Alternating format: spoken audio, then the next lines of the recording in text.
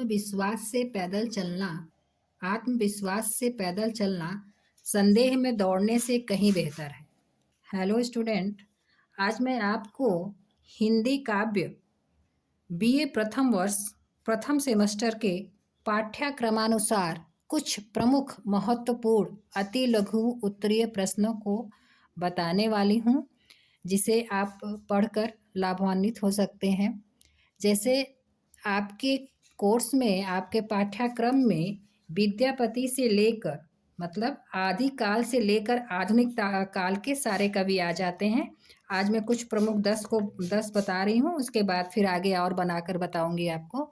तो शुरुआत आपके कोर्स में विद्यापति से है, तो आप ध्यान दीजिएगा।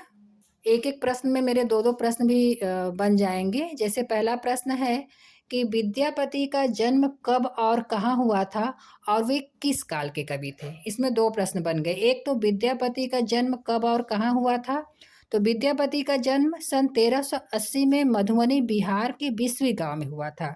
दूसरा ये भी बन जाता है कि ये किस काल के कवि कहे जाते हैं, तो ये आदिकाल के कवि कहे जाते हैं। दूसरा प्रश्न आपका, गोरखनाथ की भाषा एवं गोरखनाथ का वास्तविक नाम क्या है।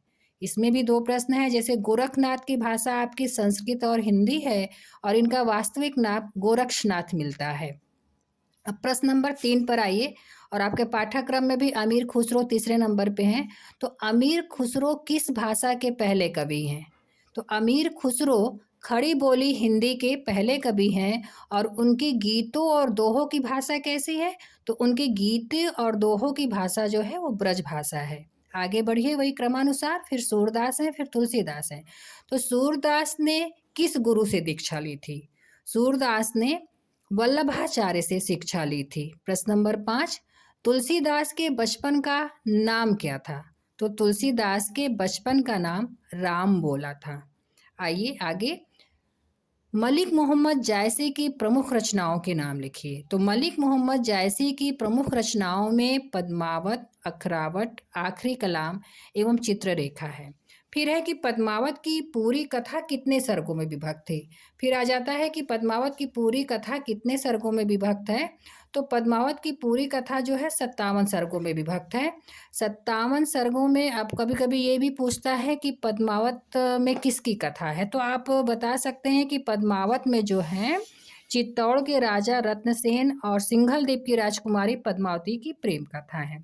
प्रश्न नंबर 8, केशवदास रीतिकाल की किस धारा के कवि हैं, तो केशवदास जो है रीतिकाल के किस धारा के कवि हैं, तो केशवदास जो है रीतिकाल के रीतिबद्ध के कवि हैं।